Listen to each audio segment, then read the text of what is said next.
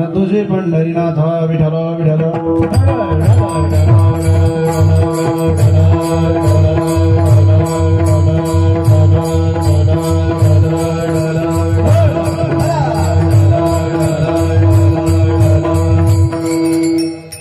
महायोग पीठे तटे भीमरथ्याम वरम पुंडरीकाय नाथं मुनीन्द्रैः समागत तिष्ठन्तमानन्दकन्दमो परब्रह्मलिङ्गं भजे पाण्डुरङ्गं पाण्डुरङ्गा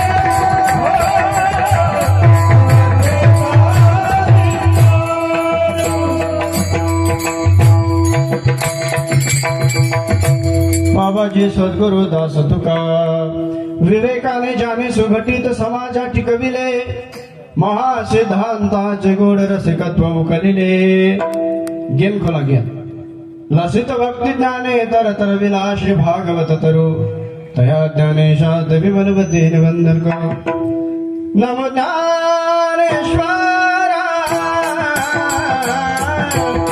नमो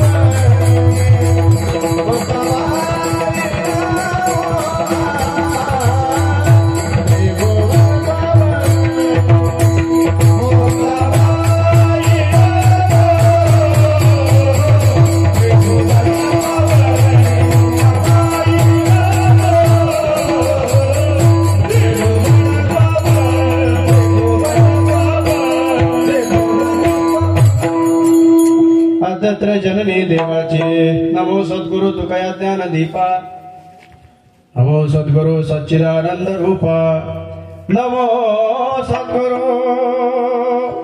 भक्त कल्याण मूर्ती नमो सद्गुरु भास्कर पूर्ण कीर्ती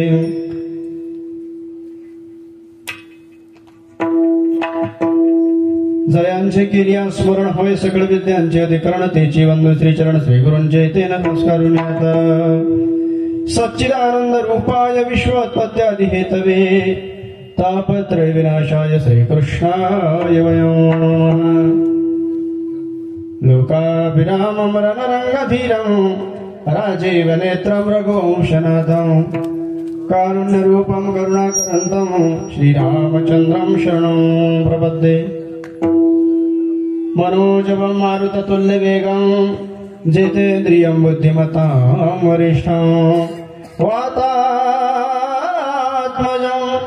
वानरयूतमुख्यं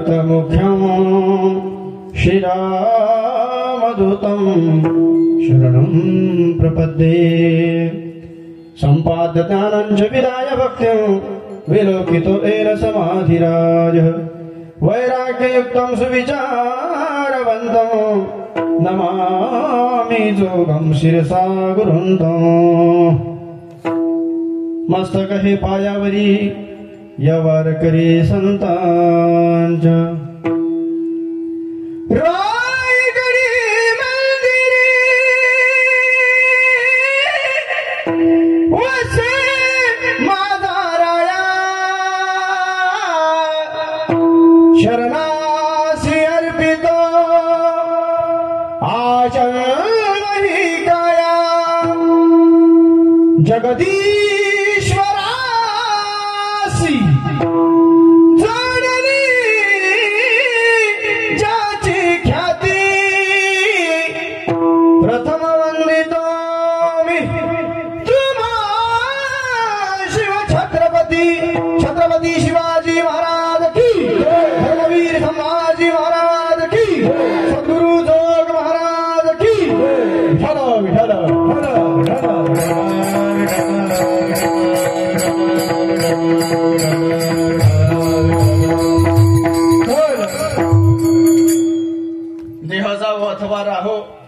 देह जावो अथवा राहो पांडुरंगी दृढ भाव शरण न सोडी सर्वथा आण तुझे पंढरीनाथा प्रस्तुत कीर्तनरूपी सेवेकरता निवडलेला अभंग यच्चावत भूतलावर जन्माला आलेल्या जडजीवांच्या सर्व प्राणीमात्रांच्या सर्व भूतमात्रांच्या विशेषतः अखिल मानव जातीच्या श्रेय प्रेयस अभ्युदयासाठी केवळ परोपकारार्थ आपले जीवन चंदनासम झिजवून आपले अवतार सार असलेले वेदांनाही आराध्य असे शब्द सुमने अभंगाच्या रूपाने तुमच्या आमच्या सुपूर्द करून तुमचं आमचं संपूर्ण विश्वाचं कल्याण करणारे पंढरपूर निवासी भगवान परमात्म्याचे अत्यंत लाडके भक्त श्री संत नामदेव महाराज यांचा चार चरणाचा अतिशय उत्कृष्ट अत्यंत साधा सरळ सोपा असा असून या अभंगाच्या द्वारे श्री संत नामदेव महाराज भगवान परमात्म्याविषयीची निष्ठा प्रतिपादित करतात.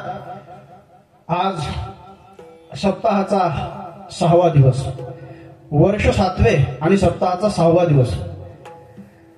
गेली 6 वर्ष झाली या ठिकाणी अगदी आनंदात उत्साहात आणि थाटामाटात सप्ताह पार पडला. या 7व्या वर्षी सुद्धा 6 दिवस झाले असं म्हटलं तरी वावगं ठरणार नाही. आजचा 6वा दिवस आहे आणि 6व्या दिवसाची ही कीर्तन रूपी सेवा तुम्हा सर्वांच्या प्रेमास्तव माझ्या वाट्याला आली. अतिशय चांगल्या प्रकारचा सप्ताह, चांगल्या प्रकारचं नियोजन आपण या ठिकाणी केलेलं आहे. तुमचा उत्साह पाहून असं वाटत नाही की 7वंच वर्ष आहे. काही काही गावामध्ये 12-12 वर्ष होतात, 20-20 वर्ष होतात, पण तरी सुद्धा इतकी तरुण मंडळी कीर्तनामध्ये नसते. प्रथमतः सर्व तरुण मंडळींकरता जोरदार टाळ्या वाजवा एकदा. फक्त शेवटपर्यंत बसले म्हणजे कमवले. विठाला विठाला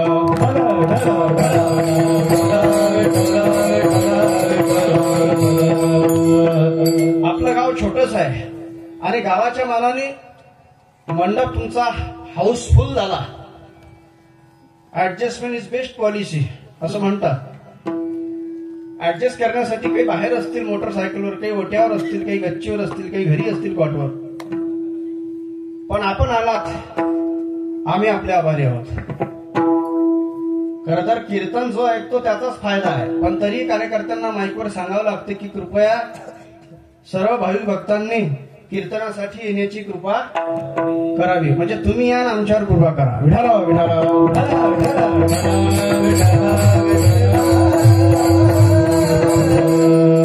वास्तविक कीर्तन श्रवणाचा फायदा हा त्या श्रवण करणाऱ्यालाच आहे. कीर्तन चांग होय अंग हरिरो. या दोन मॉनिटरचा आवाज खोल बघ. बाहेरून फीडबॅक मिळतो, इथून मिळाला पाहिजे तो. विठाराव विठाराव विठाराव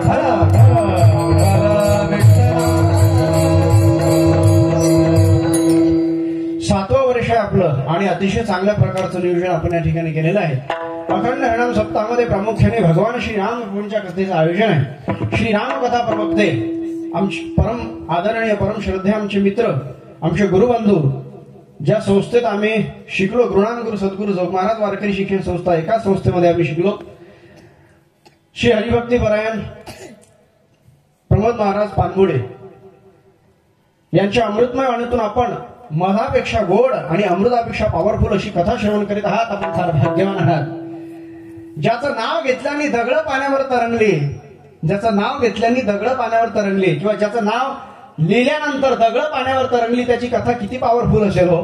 ज्याच्या नावामध्ये एवढी पॉवर आहे की त्या दगडावरती राम लिहिलं तर दगड तरले. राम नाम आधार जिने वो जल में राह बनाते हैं. अरे जिन पर कृपा राम करे वो पत्थर भी तर जाते. जिन पर कृपा राम करे वो पत्थर भी जाते. ज्यांच्यावर नाव लिहिलं तर ती दगड सुद्धा पाण्यावर तरंगतात. मग आपण जिवंत माणसं आहोत. ती रामकथा आपण श्रवण केल्यानंतर जीवनामध्ये आपल्या किती मोठा फायदा होणार आहे. मंगल भवन मंगल हारी द्रव सुत शरद अजित बिहारी. ज्याचं नाव मंगलकारी आहे. पवित्राणाम पवित्र मंगलानांच मंगलम दैवतम देवतानांच भूतानाम पिता. विष्णू सहस्रनामामध्ये सांगितलेलं आहे भगवान परमात्म्याचं नाव मंगळ आहे. सकळ मंगळ निधी श्री विठ्ठलाचे नामादे. ही त्या भगवान परमात्म्याची पॉवर आहे. ही त्या भगवान परमात्म्याच्या नामाची ताकद आहे. त्या भगवान परमात्म्याच्या कथेमध्ये ती सुद्धा ताकद आहे. ती कथा तुम्ही श्रवण करीत आहात. आपण भाग्यवान मंडळी आहात. अखंड हरिनाम सप्ताहामध्ये प्रामुख्याने मोठमोठ्या कीर्तनकारांची कीर्तन आपण या ठिकाणी श्रवण केलीत. आज माझ्या वाट्याला आलेली ही सेवा आदरणीय पानगुडे महाराजांनीच कॉल केला आणि सांगितलं महाराज तुम्हाला या ठिकाणी यावं लागते आणि येण्याचा वेळ प्राप्त झाला. वेणेकरी आहेत, सर्व टाळकरी मंडळी आहेत, हे बाल टाळकरी आहेत.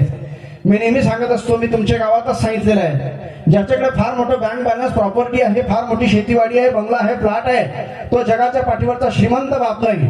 तर ज्याची लहान लहान लेकरं आणि तरुण मुलं ज्याची असे कीर्तनामध्ये पांढऱ्या पोशाखात उभी राहून 2 तास कीर्तन श्रवण करतात, त्याचे मायबाप जगाच्या पाठीवर सर्वात भाग्यवान आहेत आणि सर्वात श्रीमंत आहे. लक्षात ठेवा, तुमची श्रीमंती पैशाने मोजू नका. तुमचा बँक बॅलन्स किती आहे काही महत्वाचं नाही. 1100 कोटीचा मालक पिंपरी चिंचवडमध्ये प्लास्टिकच्या पन्नीत गुंडाळून फेकावा लागला, जाळावा लागला. पैशाला कोणी चाटत नाहीये. पैशाने तुम्हाला सांगू, आता आम्हाला फिरण्याचा प्रसंग येतो. मी अत्यंत श्रीमंत माणसं दरिद्री पाहिलेली आहेत. मी अनेक श्रीमंत अशी पाहिली की ते दरिद्र आहेत. ते इतके दरिद्र आहेत, इतके गरीब आहेत की त्यांच्याकडे पैशाशिवाय दुसरं काहीच नाही. पैशाशिवाय दुसरं काहीच नाही. पैसा पैसा पैसा पैसा, पण तरी सुद्धा ते दरिद्र आहेत, दरिद्र आहेत. फार मोठ्या फॅक्टरीच्या मालकाच्या घरी जळगाव जिल्ह्यामध्ये मुक्कामी राहण्याचा योग आला. त्यांची इस्टेट पाहून, त्यांची प्रॉपर्टी पाहून मी सुद्धा विचारात पडलो. मी विचारलं, म्हटलं एवढं सगळं जमवलं कसं हो? मग ते जमवलं कसं, तो फॉर्म्युला लोक सांगत नाही. तर ते कसं जमवलं हा फॉर्म्युला लवकर सांगत नाही कोणी. आणि सांगितली तरी एखादी मेख हो मागं ठेवतातच. पूर्ण मर्म त्यातलं सांगत नाही. विचारा तुम्ही एखाद्या धंद्यातलं बारीक सारीक माहिती कोणी सांगतं का तुम्हाला? नाही सांगणार. पण जेव्हा त्यांनी सांगितलं महाराज हे कमवलं खरं, पण खरं सांगू तुमचं जीवनच फार चांगलं आहे. तुमचं जीवन फार चांगलं आहे. वारकऱ्याचं जीवन फार चांगलं आहे. ज्याच्याकडे पैशाशिवाय दुसरं काही नाही, तो माणूस किती श्रीमंत असेल पण तो माणूस सुद्धा दरिद्री आहे. पैशाने माणसाची श्रीमंती मोजू नका. श्रीमंती मोजण्याचे बरेच मापक आहेत, त्याने श्रीमंती मोजा. विठाला विठाला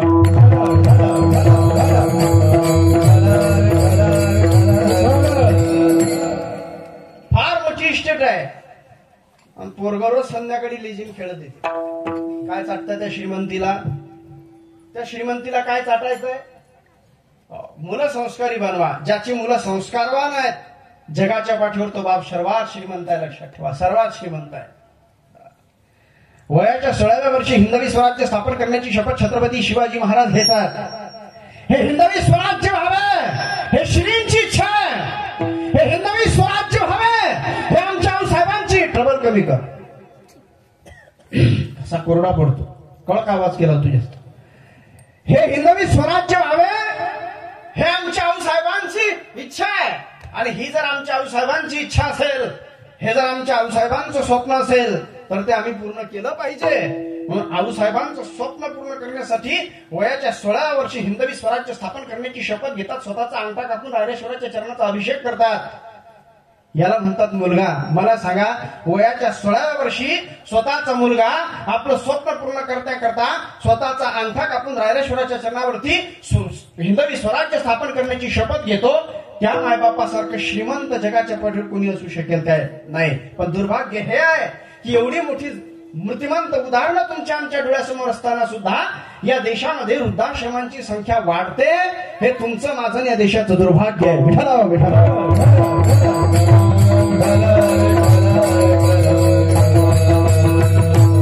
ज्या देशामध्ये श्रावण बाळाची कथा सांगितल्या जाते, ज्या देशामध्ये सोन्यापेक्षाही व स्वर्गापेक्षाही सुंदर असणारी अयोध्या, त्या अयोध्या नगरीचा एका क्षणामध्ये त्याग करणारे श्री रामप्रभू, त्या रामप्रभूंची कथा सांगितल्या जाते.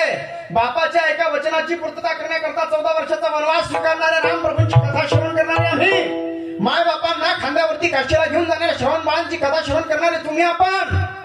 आणि ज्या देशामध्ये हे कथा श्रवण केल्या जातात, त्या देशामध्ये वृद्धाश्रमांची संख्या वाढणं हा या देशासाठी फार मोठा कलंक आहे. लक्षात ठेवा.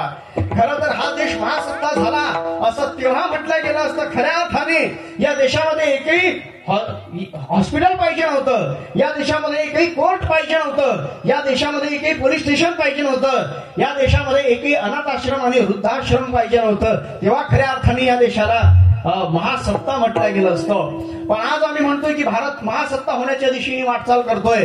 कोणत्या मापकांनी हे आम्ही ठरवतोय देव जाणे. वास्तविक विचार जर केला तर आध्यात्मिक दृष्ट्या आपण रिवर्स येतोय.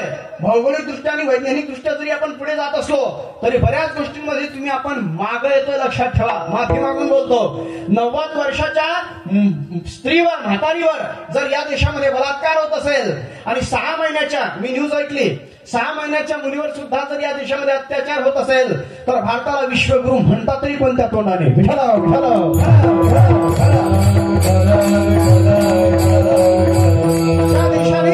ज्या देशाने जगाला शिकवावं, भारत का रहने वाला हो, भारत की बात सुनाता हो, है प्रीत जहाँ की रीत सदा,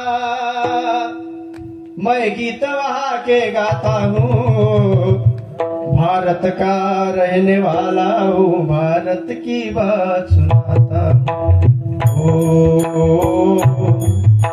इतनी ममता नदियों को भी जहाँ माता कह के बुलाते हैं,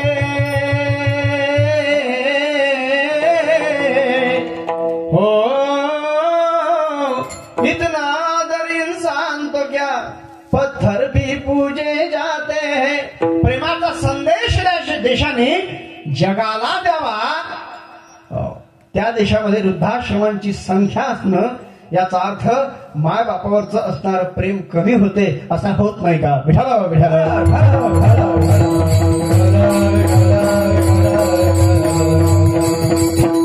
आपण भाग्यवान आहे, आपलं गाव भाग्यवान आहे की आपल्या या धर्म मंडपामध्ये तरुणांची संख्या भरपूर आहे. धन्यवाद आहे. सर्व टाळकरी मंडळी पहा, सगळे तरुण आहेत. तरणा भाग्यवंत नटे हरी कीर्तना. तरुण तोच जो 1.5 लाखाच्या डीजेच्या तालावरती पिऊन नाचतो. तो कळते माझी भाषा? कळते ना? जाऊ का घरी? मग बोलत जा. तुमचे एक्सप्रेशन म्हणजे मला कळलं पाहिजे की तुम्हाला कळते. लक्षात घ्या. डीजेच्या तालावर नाचतो त्याला तरुण म्हणत नाही. शिवजयंतीच्या दिवशी दारू पिऊन गुलाल उधळून नाचतो त्याला खऱ्या अर्थाने तरुण म्हणत नाहीत. मग तरणा भाग्यवंत नटे हरी कीर्तनात. हरिपाठामध्ये पावल्या फुगळ्या अतुल महाराजांनी चांगले नाचवले वाटते आज, नाही का? खऱ्या अर्थाने याला तरुण म्हणता, लक्षात घ्या. इथं नाचावं, इथं नाचावं. नाचली ना मीराबाई, नाचली जनाबाई, नाचली सखूबाई. नाचोगे नाचोगे नाचोगे नाचोगे नाचोगे नाचोगे नाचोगे नाचोगे नाचोगे नाचोगे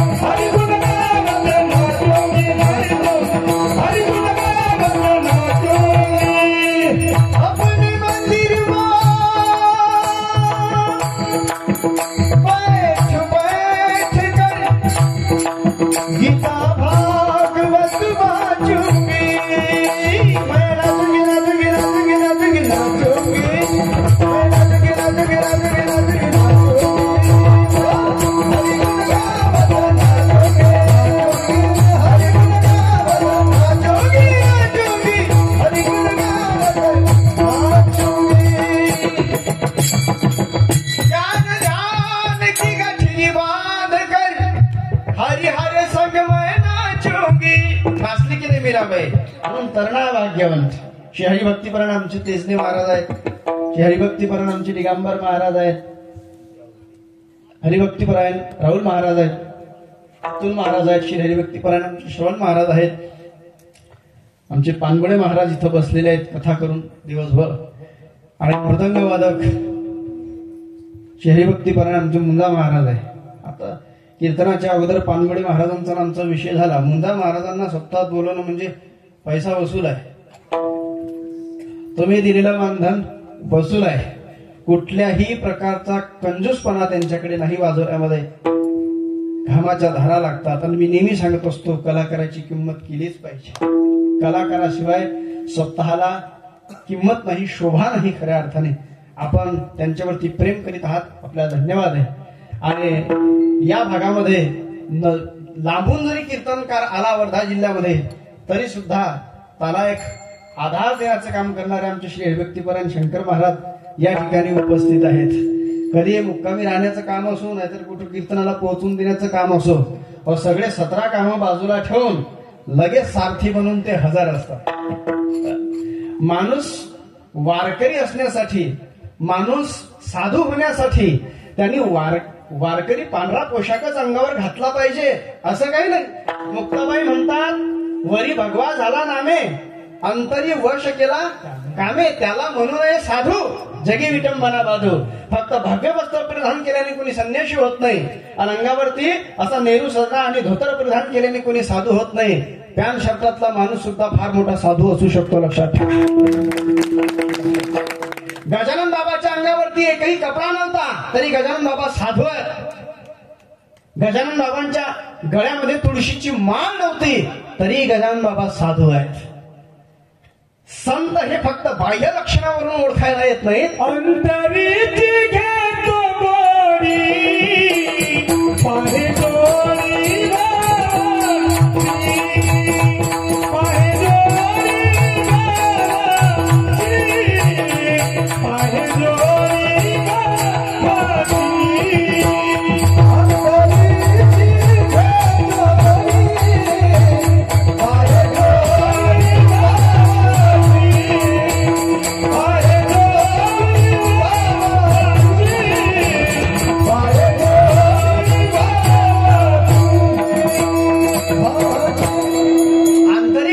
गोडी अंतरीची घेतो गोडी जोडी, अंतरीची घेतो गोडी पाहे जोडी भावाची. भगवान परमात्म्याला सुद्धा आंतरिक लक्षण हवे असतात. आपण सर्व मंडळी या ठिकाणी आहात, साऊंडवाले आहेत, आपण गावगावचे आलेले श्रोते आहेत, आपण सर्व मंडळी माता भगिनी आहेत. श्री संत नामदेव महाराजांचा अभंग सेवेकरता निवडलेला आहे, आणि या अभंगातून श्री संत नामदेव महाराज भगवान परमात्म्याविषयीची निष्ठा प्रतिपादित करतायत. आपण हिंदू धर्मामध्ये जन्माला आलो, आपली निष्ठा देवावरती पाहिजे. जगाच्या पाठीवर एकही मुसलमान असं सापडणार नाही आपल्याला की त्याच्या ईश्वरावर, त्याच्या अल्लावरती निष्ठा नाही, असा मुसलमान आपल्याला सापडणार नाही. धर्मनिष्ठा शिकायची असेल तर त्या लोकांकडून आपल्याला शिकावी लागेल. लक्षात ठेवा. काय दुर्भाग्य आहे, जगाच्या पाठीवर सर्वांना संस्कृतीचं ज्ञान देणारे, संस्काराचं ज्ञान देणारे आम्ही हिंदू. आता धर्मनिष्ठा कशी असली पाहिजे आम्हाला परक्यांकडून शिकावं लागते आणि शिकावं लागेल. येणारा काळ तुमच्याकरता अतिशय भयानक आहे. तरुण मंडळी लक्षपूर्वक आहे का, मी कीर्तन वेळेत सोडतो. 11 म्हणजे 11. मी वेळेच्या पुढे जात नाही. तुम्हालाही रोजचं जागरण आहेच कीर्तनामध्ये, तुम्ही रोज येता आणि आम्हालाही रोजचं फिरणं आहे. मी अधिक वेळ घेणार नाही. पानबोळे महाराजांनी परमिशन दिली तर जास्तीत जास्त 12:30 पर्यंत. हो रे बापा, काळजी करू नका, टाइम इज मनी. मी काही तुम्हाला नवीन नाही, तुम्ही माझे कीर्तन श्रवण केलेले आहेत. मला वेळेच्या बाहेर जाणं आवडत नाही, मी जाणार नाही. फक्त लक्षपूर्वक आहे तेवढी वेळ इमानदारीने श्रवण करा. लक्षात घ्या, धर्मनिष्ठा काय आहे, काय असली पाहिजे हे आपल्याला त्यांच्याकडून शिकावं लागेल. लक्षात ठेवा. एकही मुसलमानाचं पोरग 25चं होऊ द्या, 30चं होऊ द्या, 40चं होऊ द्या आणि किती एज्युकेटेड होऊ द्या, त्याला टोपी घालायची लाज वाटणार नाही. आपला 12वी मध्ये नुसतं 60, 70, 80% मार्क्स मिळू द्या, त्याला कपाळाला टिळा लावायची लाज वाटते. खर तर त्याला स्वतःला हिंदू म्हणायचीच लाज वाटली पाहिजे. स्वतः कपाळावरती टिळा लावायची आपल्याला लाज वाटावी. इथं बसलेल्या मायबापांना माझी विनंती आहे, आपल्या मुलांनी, आपलं मुलगा लहान असेल, स्नान झाल्यानंतर त्याच्या कपाळाला गंध लावल्याशिवाय, टिळा लावल्याशिवाय त्याला घराच्या बाहेर पडू द्यायचं नाही. संस्कार अतिशय महत्वाचे आहेत. लक्षात ठेवा, ज्याच्याकडे संस्काराचे मोती, ज्यांनी मुलांकरता संस्काराचे मोती कमवले, तो जगाच्या पाठीवरचा सर्वात श्रीमंत बाप आहे. मुलांना संस्कार बनवा आणि श्रीमंत मायबाप व्हा. कुठे चाललाय काळ? मी असं म्हणणार नाही की तुमच्या मुलाला फक्त आणि फक्त परमार्थ करायला सांगा. नाही, त्याला विज्ञानाचा आश्रय घेऊ द्या, त्याला भूगोलाचा आश्रय घेऊ द्या, त्याला अर्थशास्त्र शिकू द्या, समाजशास्त्र शिकू द्या, सगळं शिकू द्या. पण याच्याबरोबर हे तुमच्या ह्या बाकीच्या गोष्टी तुमच्या मुलाला सुख प्रदान करू शकत नाही. लक्षात ठेवा, कधीच सुख प्रदान करू शकत नाहीत. तुमच्या मुलाला सुख, शांती, समाधान प्राप्त करून द्यायचं असेल तर त्याला संस्काराची गरज आहे. आणि संस्कार जर त्याला कुठे मिळत असतील तर ते या धर्म मंडपामध्ये, या कीर्तन महोत्सवामध्ये मिळत असतात. म्हणून वर्षातून एक सप्ताह गावामध्ये आवश्यक आहे. आणि गेली 7 वर्षापासून आपण या ठिकाणी सप्ताह करत आहात, त्याचा परिणाम या लहान लेकरांवरती झाल्याशिवाय राहणार नाही. लक्षात ठेवा, इवले सर्वपला विले द्वारी, त्याचा वेलू गेला गगनामध्ये. तिकडे 9 वर्षाची मुलं आता अजान देत आहेत. आपले 25 वर्षाची मुलं होतात, पण 15 दिवसातून येणारी एकादशी करीत नाही. लक्षात ठेवा, एकादशी केली पाहिजे. 12 महिन्याच्या 24 एकादशा, रामनवमी, महाशिवरात्री, गोकुळाष्टमी, वामन जयंती आणि नृसिंह जयंती, हे 5 उपवास, 24 एकादशा आणि हे 5 उपवास, असे 29 उपवास जो हिंदू म्हणून जन्माला आला त्यांनी केलेच पाहिजे. लक्षात ठेवा, फक्त 1.5 फुटाची शेंडी वाढवली, कपाळावरती शिवगंध ठासला, भगवे टी शर्ट छापले, राजे तुम्ही पुन्हा जन्माला या आणि गुलाल उधळून, क्रीमनी गुलाल उधळा आणि दारू पिऊन नाचला डीजेवरच्या तालावरती, म्हणजे झाला का तो कट्टर हिंदू? नाही, त्याच्याकरता बरंच काही करावं लागतं. लक्षात ठेवा, छत्रपती शिवाजी महाराजांनी कधी सुपारीच्या तुकड्याला स्पर्श केला काय? छत्रपती शिवाजी महाराजांनी कधी सुपारीच्या तुकड्यालाही स्पर्श केला नाही. मग त्यांची जयंती दारू पिऊन साजरी करण्याचा आपल्याला अधिकार उरतो काय? शिवजयंतीच्या दिवशी इज नाव ओपन चॅलेंज, आपलं चॅलेंज आहे तुम्हाला. शिवजयंतीच्या दिवशी जेवढे पोरं शिवजयंती साजरी करणारे असतात त्यातले 40 ते 50% 40 ते 50% शिवजयंती साजरी करणाऱ्या मुलांच्या तोंडामध्ये जर खरा नसेल तर तुम्ही म्हणाल ते करायला तयार आहे. 40 ते 50% मुलांच्या तोंडामध्ये जर खरा असेल तर त्याच सडलेल्या तोंडातून जय भवानी, जय शिवाजी म्हणण्याचा अधिकार तुम्हाला आम्हाला उरतो काय, याचा विचार करण्याची वेळ. लक्षात ठेवा, मस्जिदमध्ये एक सुद्धा विमलची पुडी रिकामी झालेली सापडत नाही. मस्जिदमध्ये एक सुद्धा तंबाखूची रिकामी झालेली पुडी सापडत नाही. दारू पिऊन जाणारा मुसलमान तुम्हाला मस्जिदमध्ये सापडणारच नाही. पण दारू पिऊन हनुमंताच्या मंदिरामध्ये बसणारे हिंदूची अवलाद तुम्हाला किती दाखवू, कितीतरी ठिकाणी आपल्याला सापडतील. हे तुमचं माझं सर्वात मोठं दुर्भाग्य आहे. हे या धर्माचं दुर्भाग्य. लक्षात ठेवा, येणारा काळ तुमच्याकरता अतिशय भयानक असणार आहे. मी तुम्हाला घाबरवत नाही, पण रिअल फॅक्ट सांगतो तुम्हाला. तरुण मंडळी, येणारा काळ तुमच्या पुढच्या पिढीकरता अतिशय भयानक असेल, अतिशय भयानक असेल. हो, कितीतरी डोळे तुमच्याकडे टक लावून बघताय की कधी संधी मिळते आणि कधी तुमच्यावरती घाला घातला जातो. येणारा काळ तुमच्या पुढच्या पिढीकरता भयानक असू शकतो. म्हणून सावध व्हा. आणि आपण घातकर शत्रू झालो मी दावेदार. दुसऱ्यांना शत्रू मानण्याची गरज नाही, आपणच आपले शत्रू आहे. मैदानी डोक्यावरचा पदर काढावा आणि मोकळ्या डोक्याने फिरावं, असं कुठे सरकारी फरमान जाहीर केलंय का सरकारने? सरकारचं काही आहे का असं फरमान? नाही. डोक्यावरचे पदर खाली पाडून फिरणे हे आम्ही चालू केलंय, म्हणजे घेतलेच पाहिजे असंही मी म्हणत नाही, पण पहिली परंपरा होती, ते परंपरा तुम्हाला मोडायला भाग पाडलं, ते सरकारने कुणी तुमच्यावर दबाव नाही आणला. आपल्या मुलांनी कपडाला टिळा लावू नये हे का तुम्हाला सरकारी दबाव आहे का तुमच्यावरती? नाहीये. तुमच्या मुलांनी स्नान झाल्यावरती मंदिरामध्ये जाऊ नये असं का तुम्हाला सरकारने सांगितलं का? मंदिरात गेल्यावर पोलीस पकडतात असं काही आहे का फरमान? नाही, ते आपण सोडलंय. आपण आपले शत्रू आहे, लक्षात ठेवा, आपण आपले शत्रू आहे. रात्री 11 पर्यंत आपल्याला टीव्ही पाहायला, टीव्ही पासून मुक्तता होत नाही आपली. 10, 10:30, 11 पर्यंत आपण टीव्ही पाहतो आणि सकाळी पहाटे 3 वाजेपर्यंत आपण चॅटिंग करतो. ऑनलाईन असतात, 3 ते 3:30 वाजता झोपतात लोक. मुलांना संस्कार द्यायला आम्हाला वेळच नाही, लक्षात ठेवा. आणि आम्ही म्हणतो राजे तुम्ही पुन्हा जन्माला या. निष्ठा आवश्यक आहे, लक्षात ठेवा. तरुण मंडळी आज जर सावध झाले नाही तर येणाऱ्या पुढच्या काळात तुमच्या पुढच्या पिढीला ब्रह्मदेवाचा बाप सुद्धा वाचू शकणार नाही, इतके वाईट दिवस तुमच्या येण्याची शक्यता आहे. म्हणून सावध व्हा. धर्मनिष्ठा जीवनामध्ये अतिशय आवश्यक आहे. धर्मनिष्ठा अतिशय आवश्यक आहे. शिका धर्मनिष्ठा कशी असते. नमाजची वेळ चुकली काय कधी? नमाजची वेळ चुकली नाही. दुपारी शेतात काम करणारे मजूर 1:30ची अजान झाली की म्हणतात चला 1:30 वाजला. म्हणजे अजान त्यांना माहितीये की ही टायमिंग वर होते. आमचा काही टाइम आहे का? आमचं काल्याचं कीर्तन 10चं 12ला, 12चं 2ला, 2चं 3ला. आमची दिंडी उशिरा. आमचं कीर्तन 8चं 9ला, 9चं 10ला.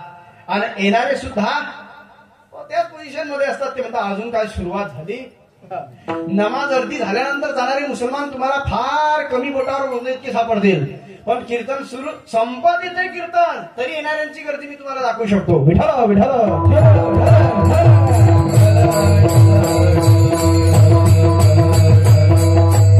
ही आपली धर्मनिष्ठा आहे. आणि लोक तोंडामध्ये खर्रा ठेवून आम्हाला विचारत महाराज कसं होईल हो आपल्या धर्माचं. तू पहिले कीर्तनकाराशी बोलतो, तू तुझ्या तोंडातला फेक पहिल्यांदा बाहेर. इथून सुरुवात करायची आपल्यापासून. येणारा काळ तुमच्याकरता भयानक आहे. निष्ठा जीवनामध्ये अतिशय आवश्यक आहे, लक्षात ठेवा. निष्ठा. श्री संत नामदेव महाराज आजच्या अभंगातून निष्ठा सांगतात. आपण हिंदू म्हणून जन्माला आलोय ना, आपली देवावरती निष्ठा आवश्यक आहे. या तरुण मंडळी या ठिकाणी बसलेली आहे, आवर्जून ऐका. या जगामध्ये देव आहे, या जगात देव आहे. तुम्ही फक्त विश्वास ठेवा, तुम्ही फक्त विश्वास ठेवा. भाव का भूका है भगवान. एक वाक्य हृदयावरती करून ठेवा, या जगात देव आहे. बस हे एक वाक्य हृदयावरती करून ठेवा आणि एका वाक्यावरती आजीवन शेवटच्या श्वासापर्यंत तुम्ही फक्त विश्वास ठेवा. जीवनामध्ये कुठल्या तरी टर्निंग पॉइंटला तुम्हाला त्याचा अनुभव, त्याची अनुभूती आल्याशिवाय राहणार नाही. लक्षात ठेवा, या जगात देव आहे. या एवढ्या एका वाक्यावरती विश्वास ठेवा, तुम्हाला त्याचा अनुभव होईल. भल्या भल्यांना आलाय, लक्षात ठेवा. भल्या भल्यांना त्याचा अनुभव आलाय. आणि तो भगवान परमात्मा, तुम्ही जर त्याच्यावरती विश्वास ठेवला तर निश्चित तो तुमच्याकरता काहीतरी केल्याशिवाय राहणार नाही. फक्त श्रद्धा ठेवा, विश्वास ठेवा आणि त्याच्यावरती निष्ठा ठेवा. श्रीसंत नामदेव महाराज जेव्हा भगवान परमात्म्याच्या समोर जातात आणि नामदेव महाराज भगवान परमात्म्याशी बोलतात, देवाशी बोलता आलं पाहिजे, देवाशी बोलता आलं पाहिजे. मी नेहमी सांगत असतो, ये संग दिलों की दुनिया है, जरा संभल के चलना है दोस्त. या पलकों पर बिठाया जाता है, नजरों से गिराने के लिए. लोक तुम्हाला डोक्यावरही घेतील आणि डोक्यावर घेऊन नाचतील, पण तो तुमचा उदो उदो करण्यासाठी नाही, तुम्हाला मातीत उसळण्यासाठी. हो, दुनिया ते म्हणतात ना, हमें तो अपनों ने. हे तर पूर्ण करणार, हे काही गाथ्यातलं नाही, हे माथ्यातलं आहे. तुम्हाला अजय देवगण आठवत नाही का? इतकं खाली सांगावं लागतं आम्हाला. गैरों में कहा दम था, म्हणजे इतकी दुनिया बेकार आहे. माझा फक्त मधीचा अर्थ हाच आहे, इतकी दुनिया बेकार आहे. मग तुम्हाला काही सांगायचं झालं, कुणाला सांगू नका. हे गाणे ऐकायला ठीक वाटतात. मित्र बनव्यामध्ये, मित्र बनव्यामध्ये गारव्यासारखा ऐकायला चांगलं वाटतं. सकाळी सकाळी 6 वाजता जा आणि मित्राला म्हणा गड्या लय चढचणीत आहे रे, आता चहा 1.5-2 लाखाची. पहा मित्र काय करतो. नाहीच असं नाही म्हणत मी, पण बोटावर मोजणे इतके. हो, बोटावर मोजणे इतके. कोई किसी का नहीं रे प्यारे, राम नाम ही सच्चा है. कबीर महाराज म्हणतात, काही कोणी कुणाचं काही खरं नाही. लक्षात ठेवा, बहीण कुणाची, भाऊ कुणाचे, कोण कुणाचे, सगळे सोयरे. मेल्या मागे सर्व राहिले, तुटतील धागे दोरे, प्राण्या मायेचा बाजार. येणारा काही कुणी कुणाचं नाही. लक्षात ठेवा, भगवान परमात्मा फक्त तेवढा आपला आहे, तो तुमच्या तुमच्याकरता माझ्याकरता काहीही करू शकतो. त्यांनी केलंय ना, भल्या भल्यांकरता केलंय. म्हणून काही सांगायचं झालं तर देवाला सांगा, हसायचं झालं तर देवाच्या समोर हसा, रडायचं झालं देवाच्या समोर रडा, नाचायचं झालं तरी देवाच्या समोर नाचा. जगाला काही सांगूच नका, तुमचं दुःख तर अजिबात सांगू नका. हो, लोक मोठे डुप्लिकेट आहेत बरं, डुप्लिकेट लोक. तुमच्या दुःखाच्या गोष्टी ऐकताना डोळ्यातून अश्रू ढाळतात. असं वाटतं किती केबिलवाना या हृदयाने हा ऐकतो आपलं म्हणणं, हो किती समजून घेतोय मला. पण जी लोक तुमची गोष्ट ऐकताना, तुमच्या दुःखाची गोष्ट ऐकताना डोळ्यातून अश्रू काढतात, तीच लोक लगेच 10 मिनिटात बाहेर गेली की हसून हसून लोकांना तुमचं दुःख सांगतात. इतकी दुनिया बेकार आहे, लक्षात ठेवा. म्हणून जगाला काही सांगूच नका. सांगायचं असेल तर भगवान परमात्म्याला सांगा, लक्षात ठेवा. नामदेव महाराज काही सांगायचं झालं तर देवाच्या समोर जायचे आणि देवाशी बोलायचे. देवाच्या समोर बोला तुम्ही, दगडाची मूर्ती सुद्धा तुमच्याशी बोलल्याशिवाय राहणार नाही, लक्षात ठेवा. तुम्ही फक्त अभ्यास करा. आणि नामदेव महाराज भगवान परमात्म्याच्या समोर गेले आणि भगवान परमात्म्याशी बोलता बोलता भगवान परमात्म्याला म्हणतात, देवा पांडुरंगा, मी तुझा भक्त आहे बरं, माझी तुझ्यावरची श्रद्धा आहे. आणि देवा, मी असं ऐकलंय की वाल्मिकी ऋषींनी शतकोटी रामायण लिहिलंय, 100 कोटी श्लोकांचं रामायण लिहिलं. मग मला सुद्धा 100 कोटी अभंग पूर्ण करायचे. प्रतिज्ञा करता नामदेव महाराज, 100 कोटी अभंग मला पूर्ण करायचे. भगवान परमात्मा विटीवरचा अस्मित हास्य करतो आणि नामदेवांना म्हणतात, नामदेवा कसं शक्य आहे? अरे, वाल्मिकी ऋषींनी 100 कोटी श्लोकांचं रामायण लिहिलं तेव्हाच आयुष्य भरपूर होतं, आणि आता अल्प आयुष्य मानव देह शतकानी ते अर्धरात्र खाई मध्ये बालत्व पिढा रोग क्षय काय भजनाशी उरले ते पाहे का? 100 वर्षाचं आयुष्य आहे. ती फक्त डॉक्युमेंट्सवरच आहेत बरं, म्हणजे कागदावरच 100 आहेत, पण 100 पर्यंत कुणी जात नाही. सेंचुरी शतक कुणी मारत नाही. आणि कुणी शतक मारलं म्हणजे वयाचं तर लगेच रिपोर्टर त्याच्याकडे जातात, 100 गाठली तुम्ही, असं काय केलं तुम्ही आजोबा जीवनामध्ये? मग तो आजोबा ते सायकल दाखवतो वगैरे वगैरे, त्याचे दुधाचा व्यवसाय ते सगळं दाखवतो. आता पूर्वी लोक ही अगदी सिंपल गोष्ट होती, ही 100 वर्षापर्यंत जगणं. पण आता त्याचं कुतूल वाटतंय ना तुम्हाला आम्हाला, कारण आता 60, 70च्या 75च्या 80च्या पुढे कुणी जायला तयार नाही. त्या नामदेवांना भगवान परमात्मा म्हणतात 100 वर्षाचं आयुष्य आहे आणि त्यातले झोपेमध्ये किती जातात वगैरे वगैरे, तर 100 कोटी अभंग तुमचे पूर्ण होणार नाही. तेव्हा नामदेव म्हणतात, देवा प्रतिज्ञा मी केली आता की शतकोटी तुझे करीन अभंग, आणि देवा 100 कोटी अभंग माझे पूर्ण झाले पाहिजे, आणि ते तुला पूर्ण करावी लागेल आता माझी प्रतिज्ञा. कारण माझी तुझ्यावर निष्ठा आहे, विश्वास आहे, श्रद्धा आहे, भाव आहे. आणि माझा तुझ्यावरती काही 2025 मधल्या लोकांसारखा भाव नाही. कोरोना आला की देव देव देव देव देव देव ताटं वाजू द्या, दिवे लावू द्या, आणि कोरोना गेला की मेरे अंगणों में तुम्हारा क्या काम है. काय दुःख आलं की देव माझा बाप, आणि दुःख गेलं की लगेच मी देवाचा बाप. हा माणसाचा स्वभाव आहे. म्हणून तुमच्या आमच्या जीवनातलं दुःख कायमचं निवृत्त व्हायला तयार नाही. नामदेवराय म्हणतात, माझा विश्वास तसा नाही, माझी श्रद्धा, माझा भाव तसा नाही. माझा भाव देवा तुझ्यावरती एवढा आहे, हाय क्वालिटीचा भाव आहे. माझा हा देह गेला काय राहिला काय, तुझ्यावरचा भाव कधीच कमी होऊ देणार नाही. अभंगाचं पहिलं जरा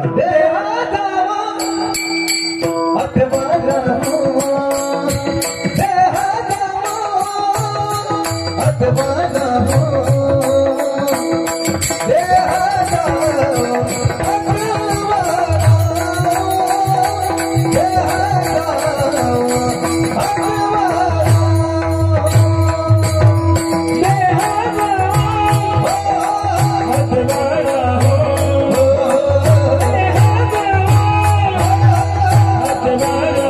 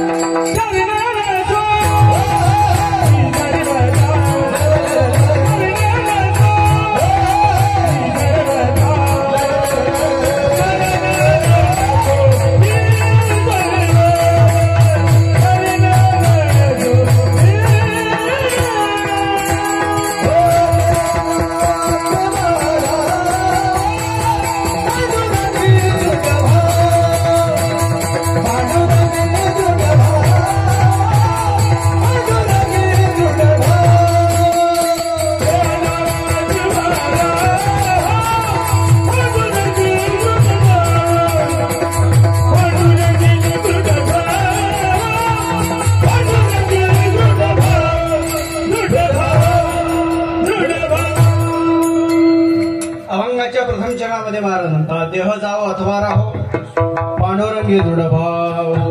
देवा, हा देह राहिला गेला काय आणि राहिला काय, मी तुझ्यावरचा भाव कमी होऊ देणार नाही. देह जावो अथवा राहो, देह गेला काय राहिला काय, वास्तविक हा देह जाणारच आहे. देह जाईल जाईल याची काळोबा खाईल. हा देह जाणारच आहे. हा देह नाशिवंत, तो मळमूत्राचा बाधा आहे, त्यामुळे तो त्याचा नाश होणारच आहे. आणि म्हणून हे नामदेव महाराजांना माहिती असल्यामुळे देह जावो अथवा राहो.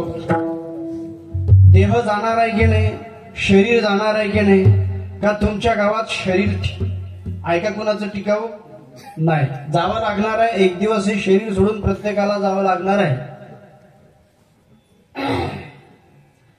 हे माहीत असून देखील या शरीराला क्रिमा लावतोच की आपण.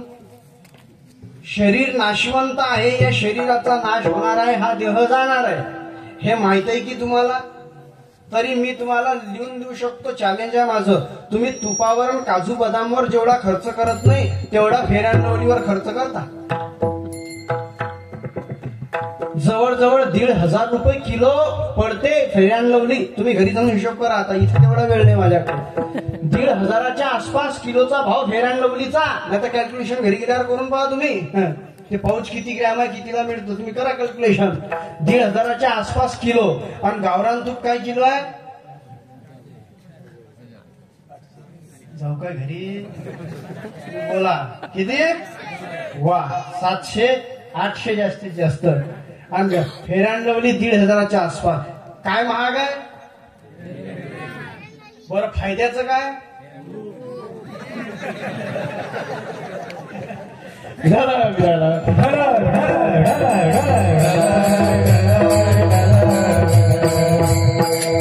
फायद्याचं आहे तूप आणि ते स्वस्त आहे. पण तुपाचा वापर जास्त की फेऱ्यांलवलीचा आहे, फेऱ्यांलवलीचा वापर जास्त आहे. घरामध्ये तूप सापडणार नाही, पण फेऱ्यांलवली सापडल्याशिवाय राहणार नाहीच. काही तर रामदेव बाबाची क्रीमा आहेतच. तुम्ही किती क्रीमा लावा, तुमच्या शरीराला सुरकुत्या पडल्याशिवाय राहणार नाही. हे शरीर एक दिवस जाणार म्हणजे जाणार. मी नेहमी म्हणत असतो, मला आवडते, मौत जब तुझको आवाज देगी, घर से बाहर निकलना पड़ेगा, जिंदगी एक किराए का घर है, जिंदगी एक किराए का घर है, एक ना एक दिन बदलना पड़ेगा, मौत जब तुझको आवाज देगी, घर से बाहर निकलना पड़ेगा. एक दिवस जावं लागणार आहे काय, हे शरीर सोडून जावं लागणार आहे. पृथ्वी आपण वायू आकाश या पंचमहाभूतापासून निर्माण झालेलं हे शरीर सोडून एक दिवस जावं लागणार आहे. हे नामदेव महाराजांना माहिती असल्यामुळे देह जावो अथवा राहो. पांडुरंग दृढ भाव. देवा, माझा तुझ्यावरती भाव आहे, श्रद्धा आहे, विश्वास आहे, तुझ्यावरती दृढ भाव आहे. मी तो तुझ्यावर असणारा भाव काही कमी होऊ देणार नाही. नामदेवरायांचं म्हणणं आहे. माणसाची श्रद्धा असली पाहिजे, भाव असला पाहिजे, पण तो दृढ असला पाहिजे. तुम्ही या ठिकाणी कीर्तनाला आलात, तुमची देवावरती श्रद्धा आहे, भाव आहे, विश्वास आहे, पण तो दृढ पाहिजे, दृढ पाहिजे. महाराजांच्या मुखातून तुम्ही रामकथा श्रवण करीत आहात. रामकथेतला एक प्रसंग आहे, जेव्हा राम प्रभूंचं आणि रावणाचं युद्ध आहे चालू, त्यावेळेस त्या युद्धाच्या वेळेस गंधमादन नावाचं माकड सापडलं कुंभकर्णाच्या हातात. कुंभकर्ण पाहिला काय, मी रोज पाहतो कीर्तन, तुम्ही पाहिला काय कीर्तन टीव्हीत?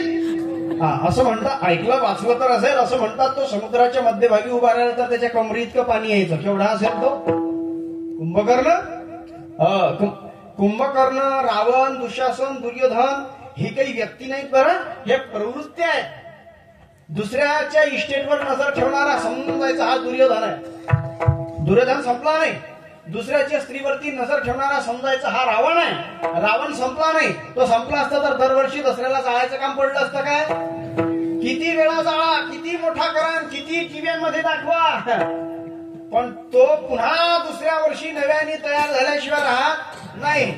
आणि माझी तर तुम्हाला हात जोडून विनंती आहे, तुम्हाला म्हणजे संपूर्ण जगालाच माझी विनंती आहे. अरे कापडाच्या चिंध्याच्या कापसाच्या रावणाला जाळल्यापेक्षा अंतःकरणामध्ये जो विषयरूपी रावण आहे ना त्याला मारण्याची सर्वात पहिल्यांदा गरज आहे. तो मेला नाही मेला की या देशातली कोणतीच सीता तिचं हरण होणार नाही. लक्षात ठेवा.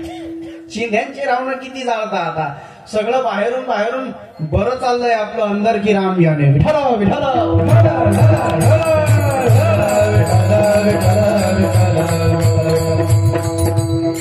गंधमादन नावाचं माकड कुंभकर्णाच्या हातात सापडलं होतं, पण त्या माकडाच्या अंगाचा सुगंध येत होता. आता एवढा मोठा कुंभकर्ण ते माकड असं चिमटीतच पकडलं त्या कुंभकर्णाने, आणि त्या माकडाच्या अंगाचा सुगंध येत होता. त्या माकडाने विचारलं, त्या कुंभकर्णाने विचारलं त्या माकडाला, का रे तुझं नाव काय रे?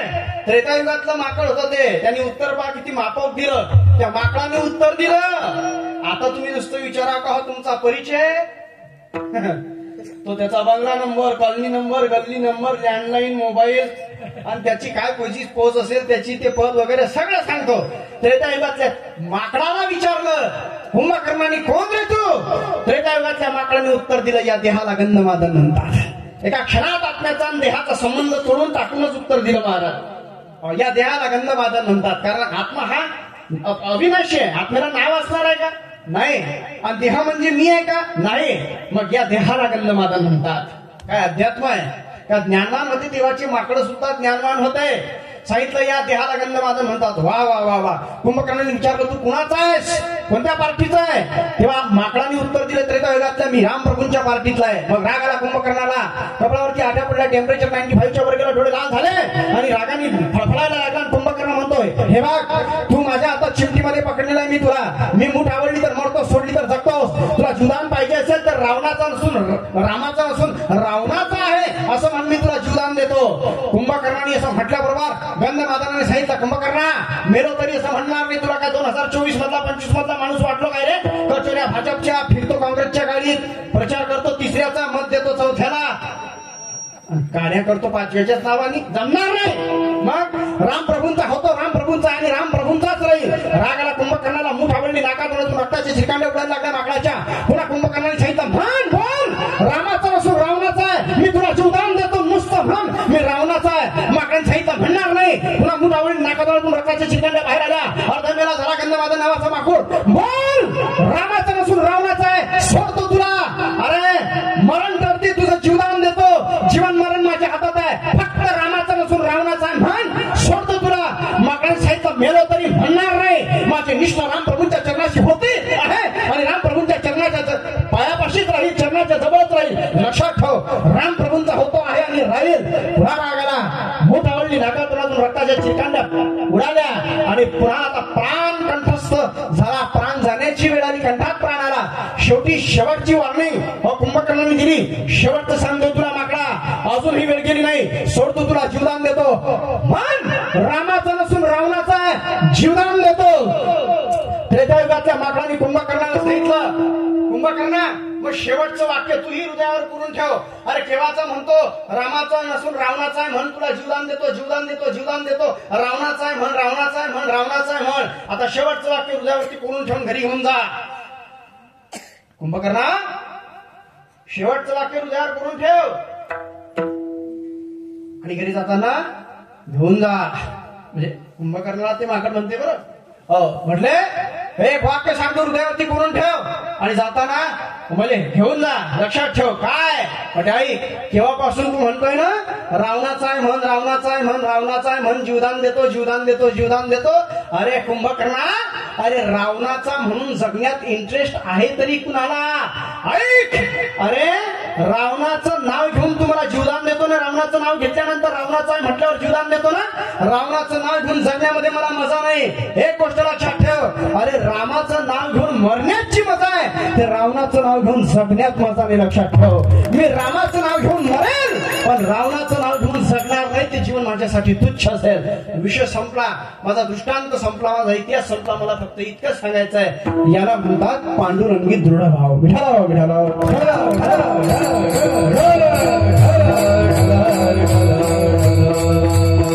याला निष्ठा म्हणतात. स्वतःच्या बापाने मीराबाईला सांगितलं, मीरा ये गाना, ये नाचना, ये गली गली में घूमना, घुंघरू बांध कर ये छोड़ दे. मीराबाईने सांगितलं, लेकिन अपने कान्हा का लल्ला का भजन नहीं छोड़ सकते. स्वतःच्या बापाने मीराबाईला प्यायला विष दिलं, पण मीराबाईने भगवान परमात्म्याचं भजन सोडलं नाही. पांडुरंगी दृढ भाव. आता फक्त महाराष्ट्र शासनाचा नियम निघू द्या की ज्याच्या गळ्यात माळा आहे त्याला अंदर टाका. येत्या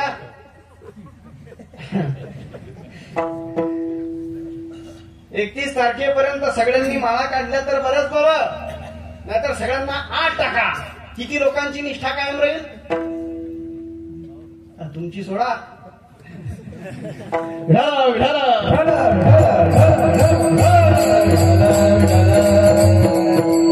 आपली निष्ठा कमी, निष्ठा निश्चित जास्त आहे. इमानदारीने सांगा, जेवढे पंक्तीला असतात तेवढे कीर्तनाला असतात काय? आणि जेवढे कीर्तनाला असतात तेवढेच पंक्ती देतात काय? एवढी निष्ठा आहे आपली. विठाला विठाला.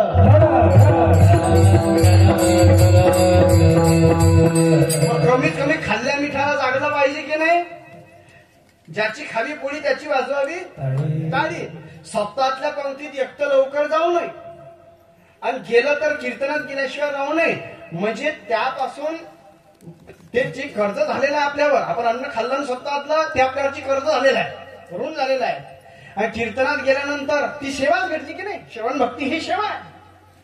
आणि जर घरीच झोपलं तर त्याला काढता येते बरं, कारण चतुरातू शिरोमणी गुण लागल्याची हानी. एकाने गावात 11 वर्ष भागवत झालं तर 11 वर्ष फाटक्या नोट्या ठेवल्या शेवटच्या दिवशी त्या ग्रंथावर. आणि सांगे मोठेपणाने दरवर्षी मला महाराज याही वर्षी चकवलं, याही वर्षी फसवलं म्हणे कथा करायला. कसं काय म्हणे? दरवर्षी फाटकीच नोट ठेवते मी, असते 500ची झाडी नोट ठेवते, पण नावचं नावही होते आणि एक कोपरा फाटका असतोच म्हणे. म्हटलं काय करता तुम्ही? सांगितलं त्याने. म्हटलं मुलगा किती? म्हणे एक. म्हटलं नातू? म्हणे एकुलता एकच आहे महाराज. आणि डॉक्टरांनी सांगितलं की दुसरं लेकरू होणार ते काही शक्य नाही. म्हटलं नातू बरं आहे ना? म्हणे सगळं चांगलं आहे, पण त्याला एका डोळ्याने दिसत नाही. मी त्याचा एक डोळा जन्मापासूनच काय आहे गेलेला आहे. म्हटलं फाटक्या नोटीचा परिणाम आहे. तुम्ही जर एक कोपरा फाडू शकता तर त्याला एखादा गायब करायला काही भारी आहे का अवयव? ही विडंबना नाही. पण लक्षात ठेवा, तुम्ही केलेलं कर्म तुमच्या पुढच्या पिढीला सुद्धा भोगावं लागतं बरं. लक्षात ठेवा, कर्म सुटत नाही. विठाला विठाला.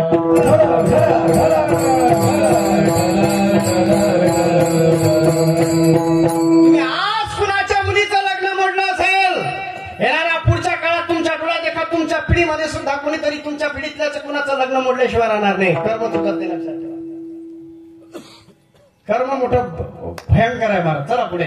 मला निष्ठा सांगायची आहे. जीवनामध्ये निष्ठा अतिशय महत्वाची आहे. मीराबाईने भजन सोडलं नाही. प्रल्हादावरती किती प्रकारचे संकट आले, स्वतःच्या बापाने आणले, पण प्रल्हादाने सुद्धा भगवान परमात्म्याची निष्ठा कमी होऊ दिली नाही. म्हणून तरुण मंडळी या ठिकाणी बसली. निष्ठा असली पाहिजे.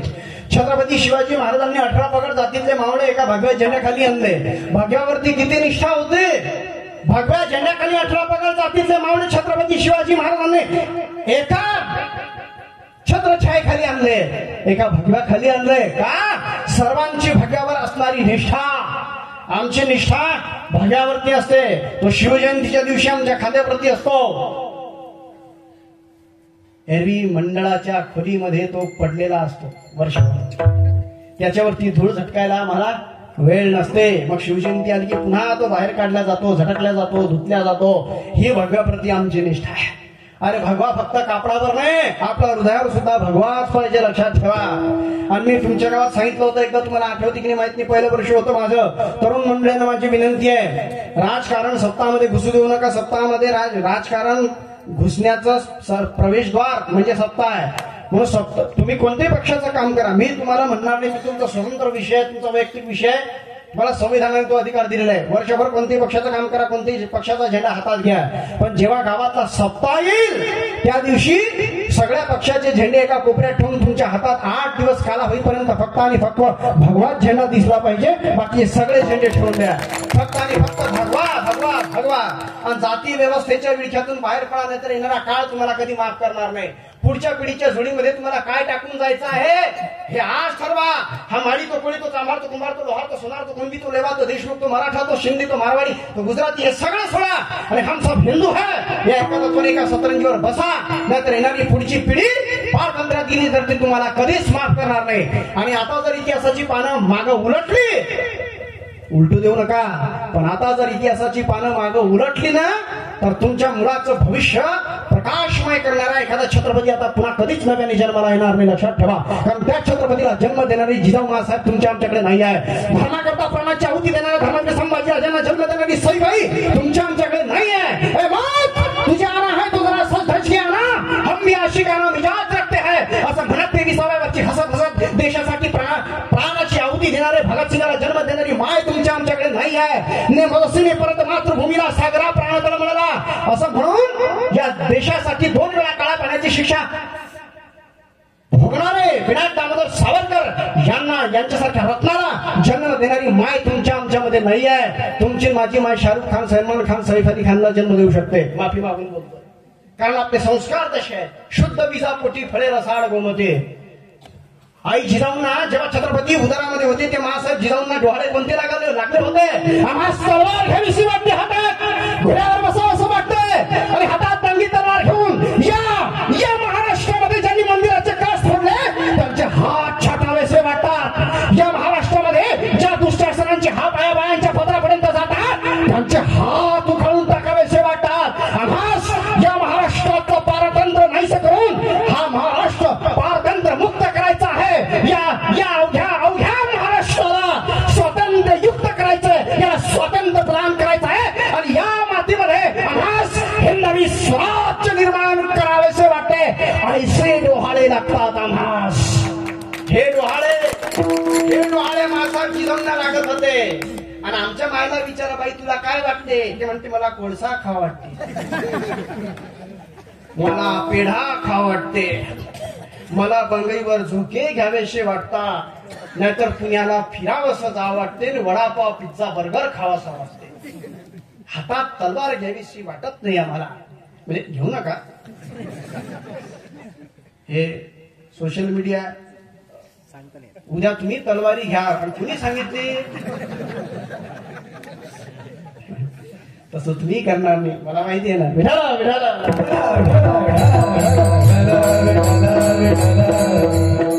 लक्षात घ्या, तुम्ही छत्रपतींना जन्म देणारे आहात. तुम्ही जगातलं सगळ्यात मोठं संस्कार केंद्र आहात. तुम्हाला जिजाऊ बनावं लागेल तेव्हा छत्रपती येतील, तुम्हाला सईबाई बनावं लागेल तेव्हा शंभूराजे जन्माला येतील. मला निष्ठा सांगायची आहे. 18 पगड जाती छत्रपती शिवाजी महाराजांनी एका भगव्या झेंड्याखाली आणल्यात. मावळ्यांनी जातीयता मानली का कधी? किती निष्ठा स्वराज्य असेल. बाजीप्रभूंनी सांगितलं, राजा जावा तुम्ही, जोपर्यंत तुम्ही गेल्याची वार्ता आमच्या कानावर येत नाही, तो फेचा आवाज आम्हाला येत नाही, तोपर्यंत या घोडखिंडीतून आम्ही एकाही गणिमास जाऊ देणार नाही. जावा तुम्ही. राजाने सांगितलं, नाही बाजी, तुम्हाला एकट्याला सोडून आम्ही असं जाणार नाही. बाजी प्रभूंनी सांगितलं, हा नाही तुम्हाला साई तुळजा भवानीची राजा जावा. हो पण बाजी तुमचं काय, आमचं काही होऊ द्या राजा. आमच्यासारखे कित्येक गेले तरी पुन्हा जन्माला येतील, पण तुमच्यासारखा हजारो वर्षातून लाखो वर्षातून एखादा जन्माला येतो. लाख मेले तरी चालतील राजा आमच्यासारखे, पण लाखाचा पोशिंदा जगला पाहिजे तुमच्यासारखा. आणि मग बाजी प्रभू लढले. गरगर तलवार दांडपट्टा गरगर असे सुदर्शन चक्रासारखी फिरवली महाराज. शत्रूला अडवलं. प्रसंग मोठा आहे, माझ्याकडे वेळ नाही. मुद्दा हाय, निष्ठा स्वराज्याप्रती होते. स्वतःच्या पोराचं लग्न बाजूला ठेवलं. आमच्या पोराचं लग्न असलं की आम्ही आदल्या दिवशी खोके आणून ठेवतो. खोके आमच्याकडे असतात, तुमच्याकडे माहित नाही. म्हटलं कशासाठी? म्हणे मुलाच्या लग्नात त्याच्या मित्रांना वाटण्यासाठी. म्हटलं लाज वाटते? मुलाचं हे मंगलमय प्रसंग आहे, तो 16 संस्कार जे सांगितले त्यातला लग्न हा एक संस्कार सोहळा आहे. पण तुम्ही दारू का वाटता? म्हणजे त्यांना दारू जर वाटली नाही तर ते लग्नात येतच नाही काही करू लागायला. म्हणजे मग दारू वाटायची का? अरे भाड्यानं माणसं सांग, आजकाल भाड्यानं काहीच मिळतेच की नाही.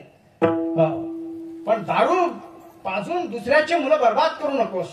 माझी विनंती आहे, घोंगड्यावरून शपथ घेऊन सांगतो तुम्हाला पांडुरंगाची.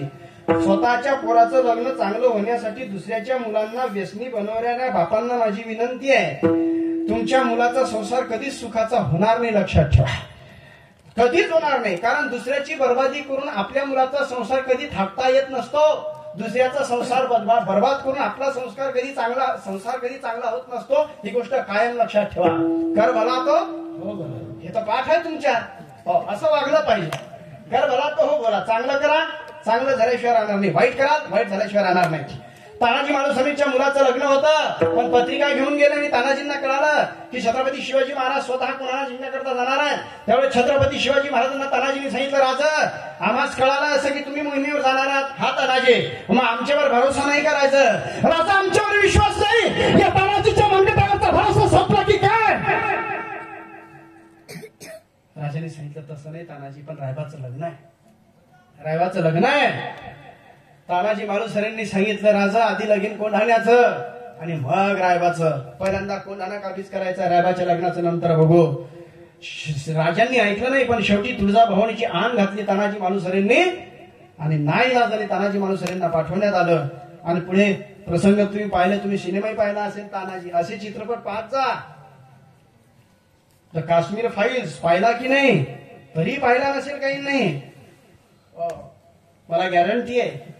अशी चित्रपट ऐतिहासिक पाहिले पाहिजे महाराज. काय घडलं या देशामध्ये हे कळणं गरजेचं आहे. चला पुढे.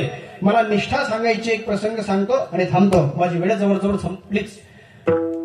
ज्यावेळेस छत्रपती शिवाजी महाराज पन्हाळ्यावरती अडकले होते, पहा पन्हाळ्यावरती सिद्धी जव्हरच्या हजारोच्या सैनिकांनी पन्हाळ्याला वेढा दिला आणि 4 महिने छत्रपती शिवाजी महाराज पन्हाळ्यावरती अडकले. 4 महिने. दिवस पावसाळ्याचे होते. धो पाऊस पडत होता. श्रावण महिना. पावसाच्या सरीच्या सरी कोसळत होत्या. हिरवा शालू पांघरलेला त्या डोंगर रांगा हिरव्या गार झाल्या होत्या. मोठमोठे झरे नद्या नाले तुडुंब भरून वाहत होते आणि 4 महिने छत्रपती शिवाजी महाराज पन्हाळ्यावरती अडकले. काय करावं सुचत नव्हतं. पन्हाळ्याच्या आजूबाजूला सगळा वेढा दिला होता सिद्धी जव्हरच्या लोकांनी. काय करावं काही सुचत नव्हतं, कळत नव्हतं. कसं निष्ठावं, कसं पळावं, कसं निघावं इथून. स्वराज्य माझी वाट पाहते. स्वराज्याची सगळी कामं खोळंबली.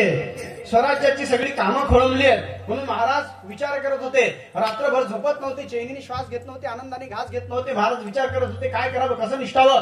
रात्रभर फेऱ्या घालत होते. अचानक महाराजांना एक युक्ती सुचली, घनी मी कावा.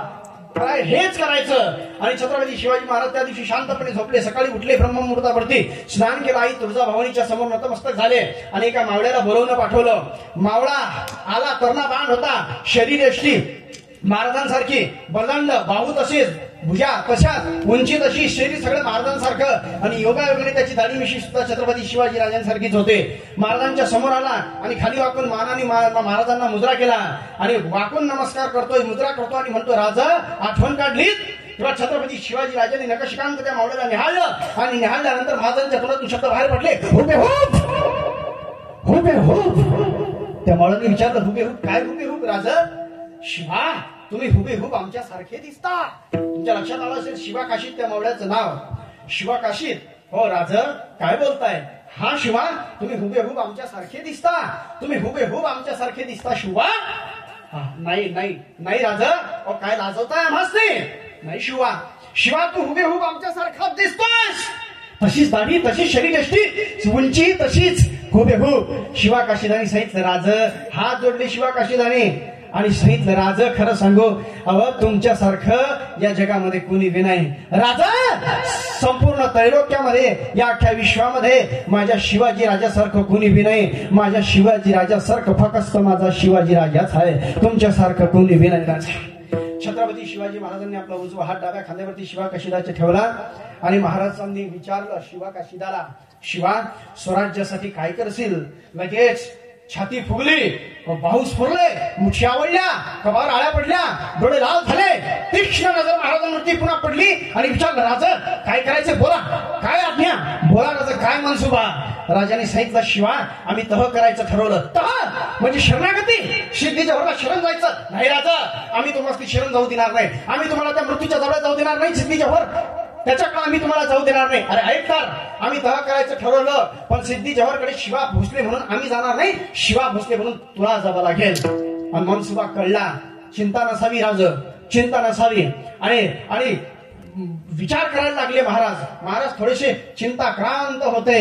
तेव्हा विचारलं शिवा काशीदानी, राजा काय झालं, आमच्यावर भरोसा नाही. तसं नाही शिवा, पण असं आहे, तुम्ही शिवाजी भोसले बनून सिद्धी जव्हरकडे जायचं, म्हणजे सिद्धी जव्हर शिवाजी शरण आला म्हणून वेढा थोडासा ढिला करेल आणि इकडे संधी साधून आम्ही निष्ठून जाऊ आणि वेळ साधून तुम्ही सुद्धा आमच्या पाठोपाठ निघून या. पण आम्हाला चिंता वाटते की सिद्धी जव्हरला जर कळालं की तुम्ही शिवा भोसले नाही, तुम्ही शिवा काशीद आहात, तर लगेच शिवा काशीदाची छाती फुगली आणि शिवा काशीद बोलायला लागले, तर काय होईल राजा? अहो तो सिद्धी जव्हर आमासनी मारून टाकेल एवढंच ना राजा. अहो मराठवाड्या मावळ्यांना मरणाचं भय केव्हापासून वाटायला लागलं. मृत्यूचं चाळ पायात बांधून मृत्यूच्या छातावर नाचणारे मर्द मराठी मावळ्या पण आज मरणाचं भय केव्हापासून वाटायला लागलं. चिंता नसावी राजा, निश्चिंत होऊन जावं राजा. तुमची सावली असताना शिवा तुमच्या सावलीपासून बी त्या सिद्धी जव्हरला येऊ देणार नाही, तुम्ही निश्चिंत होऊन जावं. राजांनी आपले कपडे, ती कवड्याची माळ, तो जिरे टोप वगैरे सगळं दिलं, समोर धरलं शिवा काशीदानी त्याला नमस्कार केला. ठरल्या दिवशी 2 पालख्या सजल्या. एका पालखीमध्ये शिवाजी भोसले बनलेला शिवा काशीद, महाराजांचा जिरे टोप, ती कवड्याची माळ, ते कपडे घातले आणि पालखीमध्ये बसला. आणि दुसऱ्या पालखीमध्ये छत्रपती शिवाजी महाराज बसले. इकडे वार्ता पसरली, शिवाजी शरण आला आणि वेळा थोडासा ढिला झाला. छत्रपती शिवाजी महाराज निष्ठून गेले आणि एक पालखी शिवा काशीद ज्याच्यामध्ये बसले होते ती पालखी सिद्धी जव्हरकडे निघाली. आणि रात्रीचा प्रहर होता, विजाचा कडकडाट होता, पावसाच्या धारा चालूच होत्या, सरीवर सरी कोसळत होत्या. आणि अंधाऱ्या रात्री छत्रपती शिवाजी राजे निघाले. महाराजांनी काही बैलांच्या शिंगाला ते मशाली बांधल्या होत्या आणि ते बैल सोडले होते एका बाजूला. म्हणजे रात्रीच्या अंधारामध्ये सिद्धी जव्हरच्या लोकांना असं वाटलं की हातामध्ये मशाली घेऊन मावळेच निघाले की काय, ते सगळे तिकडे त्या मशालीच्या दिशेने धावले. वेढा ढिला झाला आणि राजे निष्ठून गेले पन्हाळ्यावरती. पण इकडे पालखी जेव्हा सिद्धी जव्हरकडे चालली, शिवा काशीद जेव्हा चालले, काही लोक शिवा काशीदाच्या सोबत त्या सिद्धी जव्हरचे ते शिपाई, आणि सगळं अस्ताव्यस्त झालं. आणि रात्रीच्या प्रहरी आवाज घुमत होता दऱ्या खोऱ्यांमध्ये त्या सिद्धी जव्हरच्या लोकांचा होशियार निगाह है सक्त रखो. आणि अचानक शिवाजी पळून गेल्याची वार्ता जेव्हा त्या शिपाई लोकांना कळाली, तेव्हा आवाज बदलला, स्वर बदलले आणि शब्द बदलले, होशियार गनीम भाग रहा है. आणि मग सगळं अस्ताव्यस्त होऊन गेलं. काही शिवाजी राजांच्या पाठीमागे सैनिक पळाले आणि काही सैनिक या पालखीच्या पाठीमागे पळाले. आणि रात्री 1:30 वाजता कुणीतरी या सिद्धी जव्हरला येऊन सांगितलं, हुजूर. हा रात्री 1:30 वाजता बिड्या फुकत होता. म्हणजे चिलीम होती तेव्हा काही ह्या बिड्या नव्हत्या. हे त्याचं नवीन रूप आहे. हे बिडी सिगारेट हा अपडेट व्हर्जन आहे. तेव्हा चिलीम होती, तो फुकत होता. आणि कोणीतरी 1:30 वाजता येऊन सांगितलं, हुजूर. थोडा आवाज दे बाबा यार. हुजूर. याने विचारलं, क्या हुआ? शिवाजी भाग गया म्हटल्याबरोबर त्याच्या पायाखालची वाळू सरकली और तो रागावला, नहीं ये नहीं हो सकता, करोड़ के इसराइल के सिकंदर से पंचमी पार नहीं मार सकता, तो ये शिवा कैसे भाग गया? मालूम नहीं हुजूर, लेकिन भाग गया. जाओ पकडो उसे. तो निरोप सांगणारा गेला पळून. इकडे लटलट कापायला लागला सिद्धी जव्हर आणि हा चिंताक्रांत होता. तेवढ्यात सिद्धी मसूद नावाचा एक सरदार शिवा काशीदला घेऊन आला. हुजूर, अब क्या हुआ? शिवाजी को पकड़ कर लाए हम. शिवाजी भाग रहा था, इस तूफानी बारिश में भाग रहा था, हम लाए पकड़ के, लाभ हमारे सामने. आणि शिवा काशीदला समोर उभं केलं. सिद्धी जव्हरच्या समोर शिवा काशीद उभा आहे, शिवाजी भोसले म्हणून. आणि सिद्धी मसूद म्हणतो, आइए राजाजी, आइए, क्या लेंगे आप? शिवा काशीदानी उत्तर दिलं, घ्यायचंच म्हटलं तर आदिलशाहीची गादी घेऊ आम्ही. तेव्हा तो देखो इसके अब भी नहीं बदले. आणि त्यांचं बोलणं सुरू. तेवढ्यात पुन्हा एक जण धावत आला, हुजूर, अब क्या हुआ? शिवाजी भाग गया. याचा मेंदू, त्याला राग आला. असा राग आला, शिवाजी समोर आहे, हा म्हणतो शिवाजी भाग गया. त्याचं टेम्परेचर पुन्हा 95च्या वर गेलं. क्या भाग रहे हो? शिवाजी भाग गया? हाँ हुजूर. तो ये सामने का तुम्हारा बाप खड़ा है? नहीं हुजूर, ये असली शिवाजी नहीं है, असली शिवा तो भाग गया. मग पायाखालची वाळू सरकली. लगेच संशय काढले, कोण आहे तो? लगेच मिशीला पिढीला शिवा काशीदानी, शिवाजी. बरं, शिवाजी महाराजांना पाहिलेलं कुणीच नव्हतं. फक्त एकच होता तिथे ज्याने छत्रपती शिवाजी महाराजांना ओरिजिनल पाहिलेलं होतं. अफजल खानाचा मुलगा फाजल खान. त्याचे 2 डोळे टुकू टुकू टुकू टुकू नुसतं त्या शिवाकाशीदाला निहाळत होते संशयी नजरेनं. आणि मग तो सिद्धी जोहर रागावला आणि त्याने फाजल खानाला आवाज दिला, फाजल हुजूर जरा देखो क्या ये शिवाजी है. मग तो फाजल खानाला त्याला डिमांड आली. आता ते कोरोनात कसं मास्क कोणी ओळखत होतं का मास्कला? सॅनिटायझर कुणाला माहित होतं? म्हणजे जे घेणारे होते सॅनिटायझर त्यांना फक्त माहित असेल की घेणाऱ्यांनी माहित नव्हतं सॅनिटायझर, म्हणजे पोटात घेणाऱ्यांना. पण आता सॅनिटायझरची तुमची आपली ओळख झाली की नाही? झाली. प्रत्येकाचा एक काळ असतो.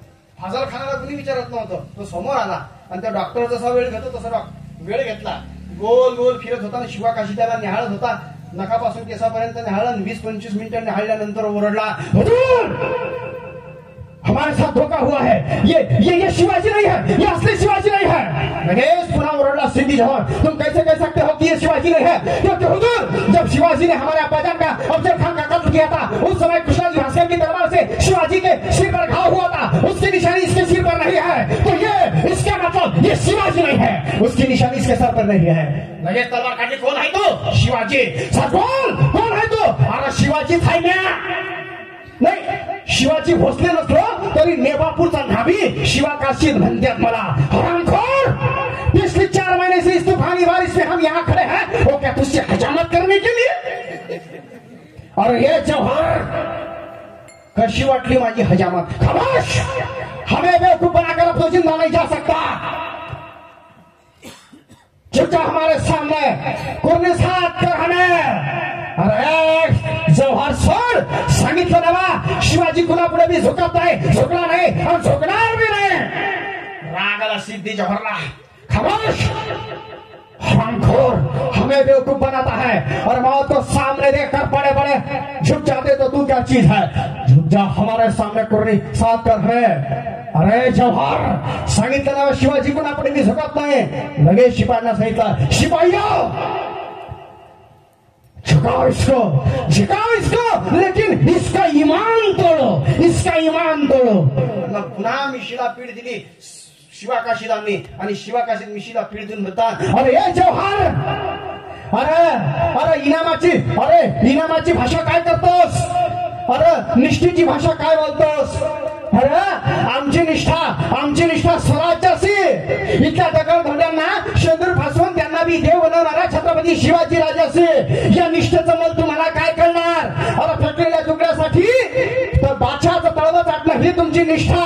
अरे सल्तनतीची पदं मिळवण्यासाठी स्वतःच्या आया बहिणीचा लिलाव करून त्यांना बी जनानखान्यात बादशाही जनानखान्यात कोंबणं ही तुमची निष्ठा. या निष्ठेचं मोल तुम्हाला काय करणार? खामोश. अरे हेच फरक आहे सिद्धी तुमच्यात आणि आमच्यात. तुम्ही तुकड्यासाठी जगताय आणि आम्ही आमच्या मातीसाठी मरतो. हरामखोर, टुकड़ों पर पड़ने वाला कुत्ता कहते हो तुम हमें. शिपाइयों इसको मौत का इनाम दो. झुठा हमारे सामने सांगितलं ना शिवाजी कुणापुढे मी झुकत नाही. अरे सोंगातला शिवाजी असला म्हणून काय झालं? आदिलशाही, कुतुबशाही, निजामशाही, मुघलशाही या 4ही बादशहांना मांडीखाली चिरणाऱ्या छत्रपती शिवाजी राजांची कापडं आहेत माझ्या अंगावर. अरे तुझ्यासारख्या महिषासुरांना मातीत घालणाऱ्या आई तुळजाभवानीची कवळ्याची माळ आहे माझ्या गळ्यात. अरे फकस्त आऊसाहेबांच्या मोर झुकणारा जिरे टोप आहे माझ्या डोसक्यावर. अरे सोंगातला असतो म्हणून काय झालं? हे शिवाजी काय तुझ्या पुढे वाकाल? अरे मोराल पण वाकणार नाही. आणि मग आज्ञा केली सिद्धी जोहरने आणि आज्ञा झाल्याबरोबर असंख्य वार शिवाकाशीदांवरती झाले. रक्ताच्या थोड्यात शिवाकाशीत पडले, रक्ताच्या थोड्यात पडले आणि शेवटचा मुद्रा छत्रपतींना करतात आणि म्हणतात, राज तुम्हाला सांगितलं होतं नव तुमची सावली असणारा हे शिवा तुमच्या सावली कस्तुरबी त्या जौहरला तुमच्यापर्यंत येऊ देणार नाही. राजा तुम्हाला दिलेला शब्द पाळला, आता जातो. हे वाऱ्यांनो, हे दाई दिशांना, पशु पक्ष्यांना जाऊन सांगा माझ्या राजासने तुमचा शिवा गेला, तुमचा शिवा मातीत गेला. पण सांगा मातीत गेला पण मातीसाठी गेला. राजा माझा शेवटचा मानाचा मुद्रा स्वीकारा. शेवटचा मुद्रा केला आणि शिवाकाशीदांनी प्राण सोडला. आणि मग शांतता पसरली तिथे आणि मग तो सिद्धी जौहर पुढे आला, त्याच्यासोबत तो फाजल खान होता. शांतता पसरली, रक्ताच्या थावड्यात तो मृतदेह पडलेला शिवा कशीदाचा. तो सिद्धी जौहर समोर येतो, त्या प्रेताकडे पाहतो आणि फाजल खानाला म्हणतो, फाजल, ये शिवा का हम शक्ल शिवा काशीद ऐसा था तो असली शिवाजी कैसा होगा. मर गया लेकिन झुका नहीं, इसे कहते हैं असली मर्दाना सिपाही. ये मराठे ऐसे होते हैं, या ऐसे मराठे क्यों हो नहीं. हमारे यहाँ भी ऐसे सिपाही जो अपने राजा के लिए, अपने वतन के लिए, अपनी मिट्टी के लिए प्राण दे सके, जान दे सके, ऐसे सिपाही हमारे पास क्यों नहीं फसल. लेकिन ऐसे सिपाही तैयार करने वाला इस दुनिया में सिर्फ एक ही बादशाह है, जिसका नाम है छत्रपति शिवाजी राजा. दूसरा कोई और बादशाह ऐसे सिपाही तैयार नहीं कर सकता. दृष्टांत संपला. स्वतःच्या प्राणाची आहुती सिद्धी शिवा काशीदांनी दिली, पण निष्ठा कमी होऊ दिली नाही. आपली सुद्धा देवावरती एवढीच निष्ठा पाहिजे. एवढंच नाही तर महाराज म्हणतात, चरण न सोडी सर्वथा आण तुझी पंढरीनाथ. वदने तुझे मंगळनाम हृदय अखंडित प्रेम. नामा म्हणे केशी राजा, केला नेम चालवी माझा विठोबा रखुमाई.